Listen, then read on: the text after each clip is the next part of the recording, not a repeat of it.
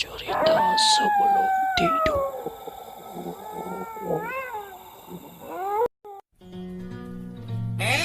Assalamualaikum. Udah subscribe belum? Udah share belum? Udah like belum? And comment udah belum? Kalau belum, cepetan, gratis sebelum nonton. Oke, dadah. Assalamualaikum. Assalamualaikum warahmatullahi wabarakatuh. Apa kabar teman-teman Ardi Oasa Channel? Hari ini di cerita sebelum tidur akan menampilkan lagi Kang Maman dengan cerita mistiknya. Hari ini Kang Maman udah hadir. Maman, apa kabar Maman? Alhamdulillah. Assalamualaikum. Waalaikumsalam Gimana warahmatullahi kabarnya juga? Alhamdulillah baik Maman. Alhamdulillah. Teman-teman, kita akan mendengarkan lagi episode kedua, yaitu pengalaman mistik Kang Maman. Bagaimana ceritanya? Tunggu sesaat lagi.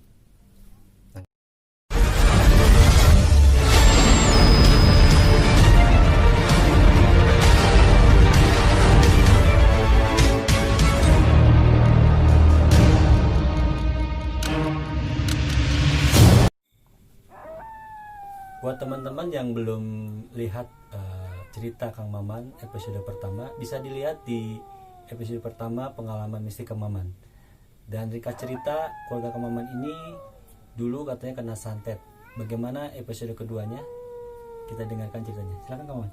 Insya Allah saya akan melanjutkan cerita yang tempo hari yang saya ceritakan. Setelah saya pulang dari seseorang itu dengan ketemu makhluk yang nggak lama saya pulang, saya sampai di rumah calon mertua saya. Itu istri saya tuh kayak orang kesetanan ya. Jadi sangat luar biasa. Dia mendengar saya itu seolah-olah dia merasa saya itu seolah kayak jin gitu. Menurut dia. Oh, mungkin kemasukan atau gimana Kang Maman? Ya dia merasa dirinya sih udah dihantui ya. Oh, oleh jadi makhluk. seorang yang melihat Kang Maman menyerupai makhluk. Ya. Oh. Jadi istri saya melihat saya itu dia takut. Oh iya. Dia takut. Dia dengar suara saya itu rasanya ada di tengah hutan Oh gitu. yang sangat serem. Akhirnya mau nggak mau saya juga harus bertindak secepatnya. Harus bagaimana caranya itu. Karena waktu itu saya sangat kesulitan, saya sangat kebingungan harus bagaimana karena dilihat istri saya itu matanya merah, giginya juga kayak berbunyi seperti apa, kayak macan sampai kuku juga, waduh luar biasa. Panjang ya. Ya, akhirnya kita buka surat yasin dan sebagainya dengan satu keluarga di situ. Ya memang nggak ada ininya, nggak ada reaksi sama sekali ya. Nggak ada reaksi sama sekali. Nah akhirnya besok pagi ini saya datang lagi ke rumah seseorang. Yang ternyata saya lihat istri saya itu sudah ada di tengah kali, di hamparan batu yang besar, kalinya itu sangat deras. Oh jadi istrinya Kang Maman atau calonnya istri Kang Maman Itu udah jadi istri ya. jadi istri ya? Udah jadi istri. Oh tiba-tiba tadinya ada di rumah, posisinya jadi pindah ke kali. Pindah ada di kali. Oh. Diikat di suatu tempat di hamparan batu besar. Batu, ya. Tapi airnya deras. Ya, ternyata itu di hodamnya ya. Ya, Itu akhirnya keadaan sadar apa enggak itu istrinya? istrinya memang sudah nggak sadar. Nggak sadar. Nggak sadar. Iya. Karena saya panggil pun dia nggak pernah nengok. Iya. Nggak pernah dia mendengar. Saya pun mendekat dia sulitnya setengah mati. Yang ternyata ikatan itu saya lihat di dalam goibnya itu hanya segumpalan rambut, satu lembar rambut Di mana tuh? di batu itu yang mengikat Oh, badan jadi istri saya itu. istrinya Kang Maman itu diikat sama kayak rambut gitu ya? Iya, Sikat rambut. ya. Talinya itu dari rambut ya. Oh. Rambutnya dia sendiri gitu kan. Oh, rambut dia sendiri? Dari rambutnya sendiri. Ya, ya namanya goib ya. Iya. Nah, akhirnya mau nggak mau ya itu nggak bisa sama lepas. Akhirnya saya mau nggak mau itu harus secara cepat ya bertindak. Ya kiai saya juga ya menolong lah. Ternyata istri saya itu dipisah di dua tempat. Maksudnya dipisah? Di satu di tempat kali besar di hamparan batu itu dengan kali yang sangat luar biasa derasnya ya. Satu lagi di suatu hutan dia diikat di satu pohon yang besar, itu pun sama ikatannya tuh rambut tapi kayak tali besar gitu ya. Oh jadi istrinya Kang Maman itu ada dua badan atau yang satu badan utuh mungkin ya, Iya. yang satu jiwanya mungkin Betul ya. seperti gitu. Ya akhirnya mau nggak mau saya minta tolong ke ke sebelah saya juga Ya, iya. yang ada di Kidul ya. Iya, iya. Ya, alhamdulillah itu ada pertolongan dari beliau Iya. bahwa inilah kamu harus sabar menghadapi seperti ini. Ya ini sangat luar biasa, makhluk itu jahatnya. Ya ternyata setelah ditelusuri itu yang berbuat jolim itu ada sekitar 9 orang. 9 orang dari mantan dia ya sebelumnya. Tujuannya memang. Jadi ini intinya tuh teman-teman kalau bisa dirangkumin cerita. Jadi istrinya Kang Maman ini dulu sebelum nikah sama Kang Maman dulu pernah ada hubungan sama seseorang gitu Kang ya. Jadi seseorang yang dulu pernah punya hubungan sama istrinya Kang Maman ini punya rasa dendam mungkin ya kalau bisa seperti gitu ya.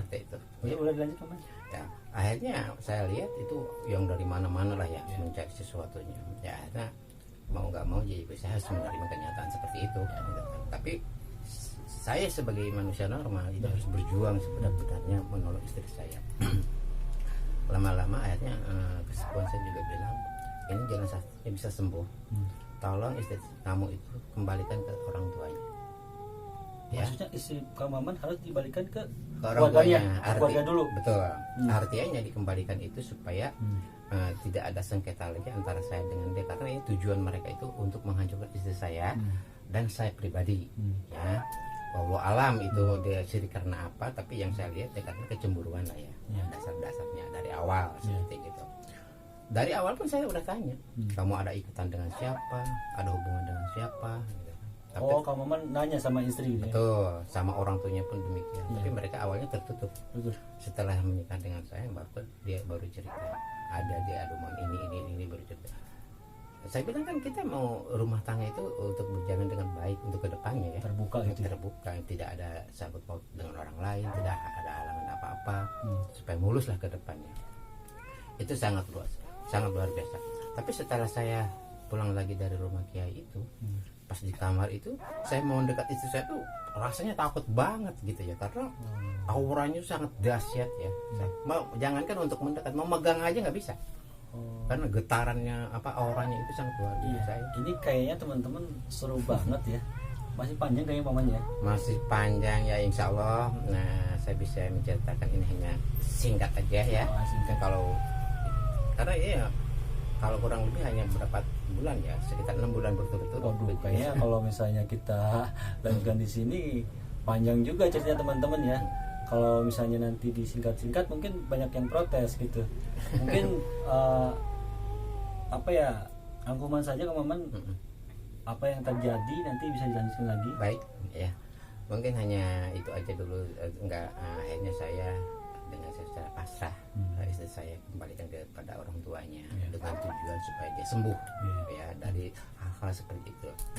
Akhirnya saya kembalikan tanpa ada penceraian, tidak ada kata-kata saya harus cerai dengan dia, tidak, hanya mengembalikan aja istri saya kepada orang tuanya supaya kita selesai. Mungkin itu aja. Buat teman-teman kayaknya ini seru banget, kayaknya ada episode ketiga kayaknya Kang Maman juga masih menyimpan cerita untuk di episode mendatang. Kita akhiri dulu aja cerita sebelum tidur khusus episode kali ini. Mungkin nanti ada episode ketiga ya? Insya Allah ada. Mungkin nanti ada episode ketiga. Nanti kita share lagi tentang kejadian keluarganya Kang Maman. Kayaknya Kang Maman terima kasih ya. Sama-sama. Nanti teman-teman kita bakal lanjut lagi di episode ketiga cerita sebelum tidur. Terima kasih sudah menonton channel Adi Oase dengan cerita sebelum tidur. Kalau kalian punya cerita atau pengalaman mistik kayak Kang Maman ini, bisa share ke email kami. Emailnya ada di sini. Ya, email di sini. Nanti kirimkan ke kita share. Kalau memang bisa datang, kita ngobrol kayak Kang Maman.